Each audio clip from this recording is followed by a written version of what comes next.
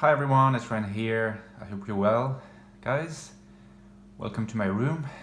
Um, I have to apologize for the relatively bad quality of the light. It's a quite gloomy day outside today, so there's no alternative for me if I want to use natural light but to work like this. So today I wanted to take a little detour from the recent explorations I've made in the field of, let's say, Jungian psychology and the Jungian psychology of types to return to something maybe a bit more concrete and practical. It's been in my mind recently that INFJs really, for many of them, have difficulty sometimes handling conflict. And it's been a while since I've made a video about conflict, and I thought that maybe I could share some new thoughts that came from reflecting on more recent experience as regards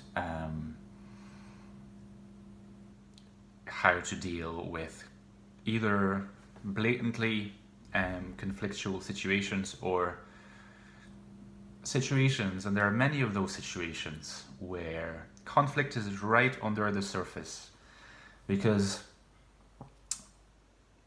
I've always found that when we ask the questions, how do INFJs deal with conflict, we are asking a slightly misleading question. And partly the reason why we're asking a slightly misleading question is that INFJs rarely ever find themselves in conflict. They do find themselves, in conflictual situations, but generally they do not. And perhaps that is the problem in a way. Why do INFJs avoid finding themselves in conflictual situations? Because they are conflict avoidant. We know that. And this is true as far as I can tell. INFJs are very sensitive and they do not like conflict. I have never met really an INFJs that not so much like conflict, because in a way it's a bit strange to enjoy conflict.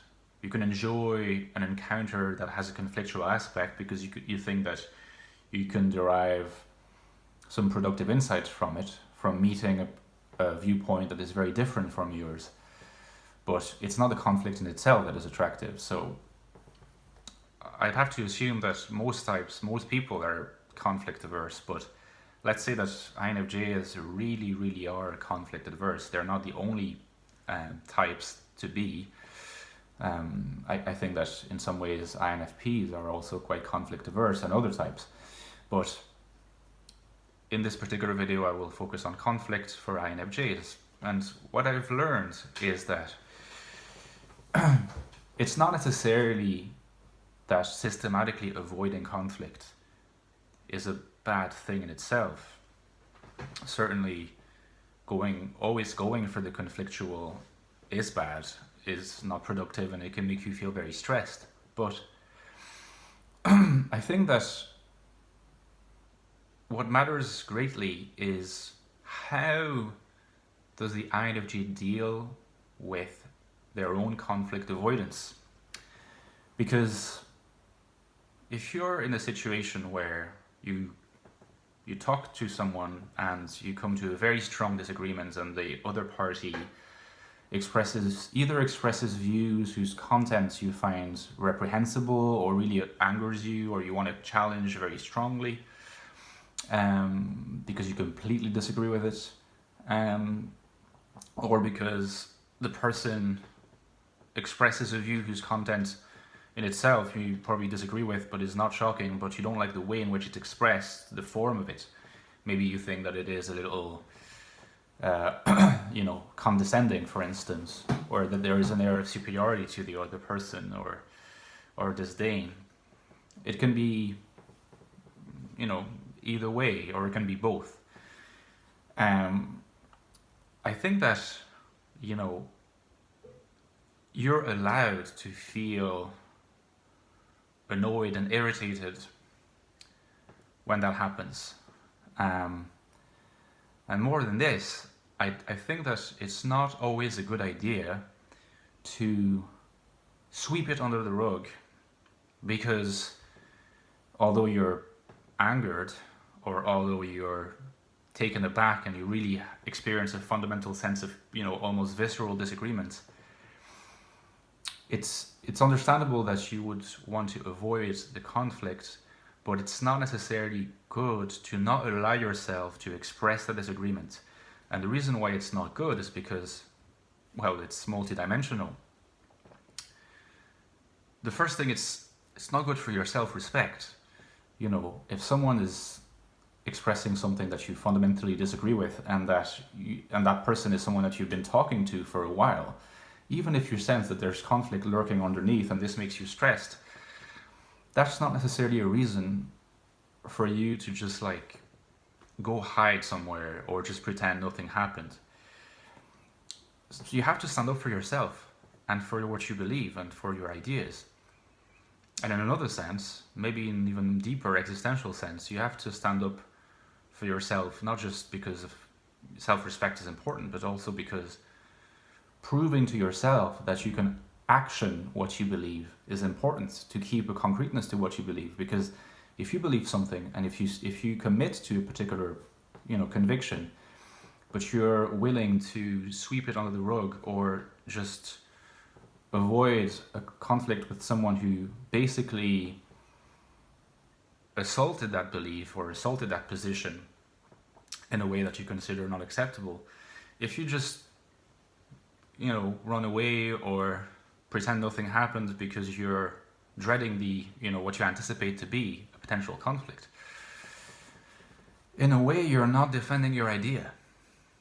And I don't think it's a good thing for yourself and for the inner conviction you have that you really hold this idea, because the point of holding certain convictions is that you can defend them. And so both in terms of self-respect and in terms of reassurance and confidence in your beliefs and your convictions, you need to be able to face a conflictual person sometimes in a conflictual situation. But here's the thing. I also have realized through observing other people and through personal experience that for all that I've just said, it's not necessarily, or even it's rarely a good idea for an INFJ to be openly conflictual. And when I say openly conflictual, I don't mean to be aggressive or insulting, but to just if you like, to take the cue from the other person and just meet them on their ground.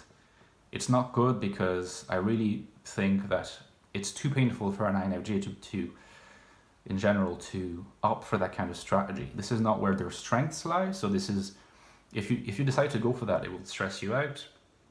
It will be painful.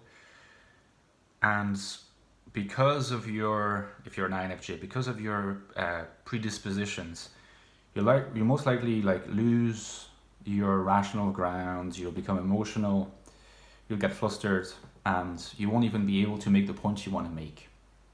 So not only will it be a painful experience almost at the physical level, but you won't even really get the satisfaction of having proven the other person wrong or having stood your ground in a way that is satisfactory to you.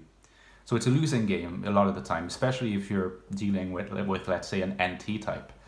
It might not be a losing game if you're dealing with an FI dominant type. And FI dominant types can sometimes have positions that we really don't agree with, because it's not just about the positions, it's also about the very way in which these positions are arrived at and expressed. Very different, there's a very different approach between FE and FI, and it can lead to a clash. Sometimes going for a bit of emotion in those cases might be, well, it probably will be painful, but it might lead to a satisfactory solution.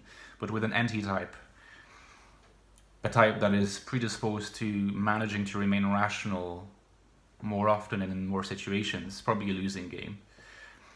So I think that really, as far as I can tell, the best solution is to play on your strengths. And to play on your strengths does not mean to escape or to pretend nothing happened or to just not get involved, because that will lead to issues which I discussed before. I think that's where your strengths lie, are not only in your intuition, but also in your social skills. Again, especially if you're dealing with NT types or ST types, T types, you're more likely to be socially apt, and you're often more likely to be higher in openness, and therefore not only are you more socially able, but you're also predisposed to being able to consider different perspectives constantly. And indeed, for an INFJ, it's often one of the core issues as well, is that we can embrace a lot of different perspectives, and it's often quite difficult to even hold to the convictions we thought we had, because we have this empathic ability to just, even if we don't agree with someone, to try to understand where they're coming from.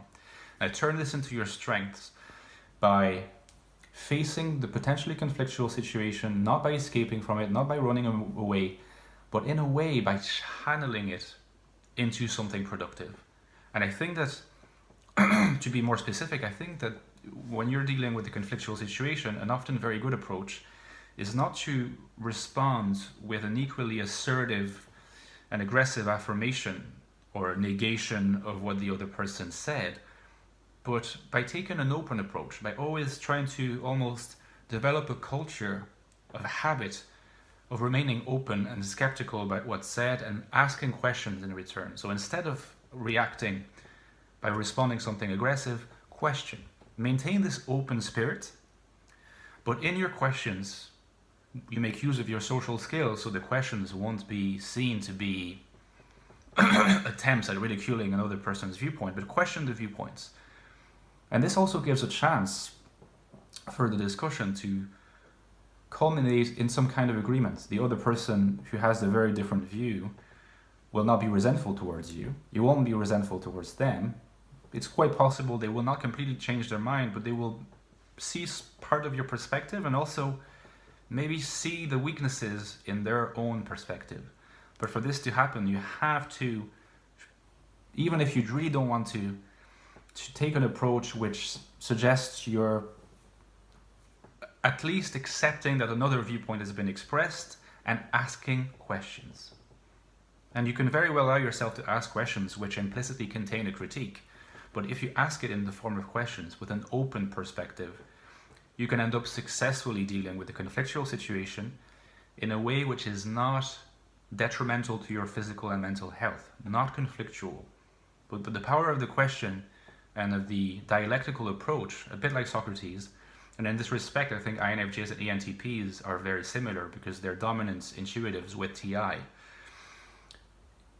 You can arrive at the possibly most satisfactory solution to a situation that started out as almost threateningly conflictual, and it will be at no price to your own beliefs and to your self-respect.